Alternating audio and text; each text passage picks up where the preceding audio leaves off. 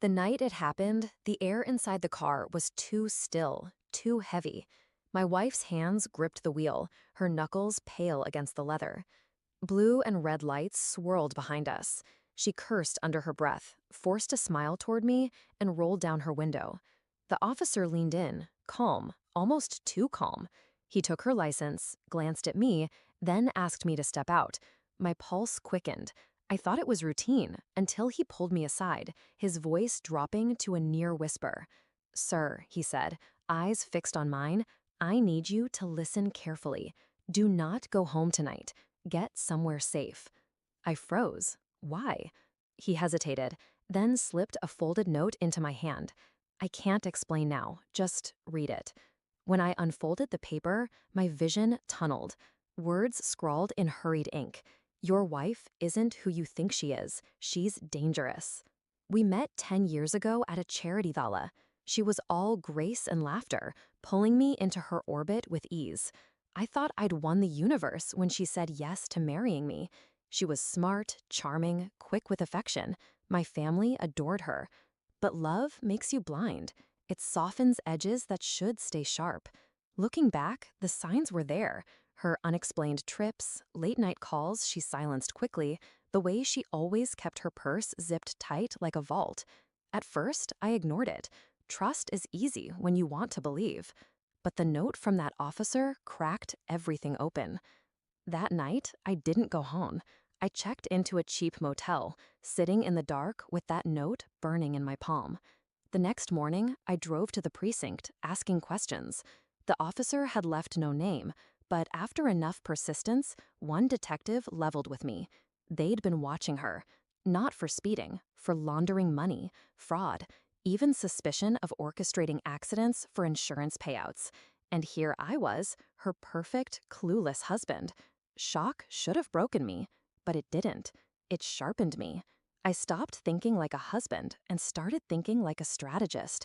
She'd built a facade of the perfect marriage, the doting wife, the dream life, and she'd used me as her alibi, her shield. I wasn't going to confront her in rage. Rage makes mistakes. I was going to dismantle her, quietly, piece by piece. First, I copied her financial records. Quiet nights while she slept, her phone pressed to her chest, I mirrored her data to a hidden drive. Offshore accounts, wire transfers, names I didn't recognize. Second, I called in favors. Old college friends in banking, law, even one in cybersecurity. I didn't tell them the truth, just enough to get what I needed. Third, I played the role. I smiled at dinners, kissed her cheek in public, pretended nothing had changed. She didn't suspect a thing. Every detail she'd buried, I unearthed. Every mask she wore, I cataloged. The final proof came one evening when she thought I was out. Her voice drifted through the house, low and urgent, speaking into the phone. "He doesn't suspect. By the time it hits, he'll be ruined."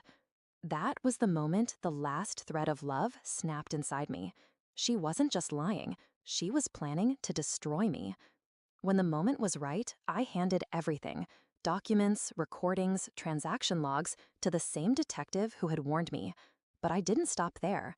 I made sure the board of the charity she worked with received anonymous packets, the very place where we met, their golden girl exposed. I had her name scrubbed from the joint accounts, froze cards, rerouted assets. Legally, quietly, everything was now in my control. She woke up one morning and the world she'd constructed began to collapse. It happened in our kitchen. She was barefoot, hair unkempt, staring at a frozen bank screen on her laptop. Her voice cracked. "What did you do?" I met her eyes, calm. "What you taught me." I lied. I waited. I took everything before you could. Her face went pale, rage twisting her features. For once, the mask was gone. Then came the knock on the door. 2 detectives, cuffs waiting. She looked at me as they led her away, betrayal in her eyes like I had wronged her. That was almost laughable. I watched the taillights fade as the cruiser took her. My heart didn't ache. It steadied. People ask me sometimes why I didn't leave sooner, why I didn't just walk away. They don't understand.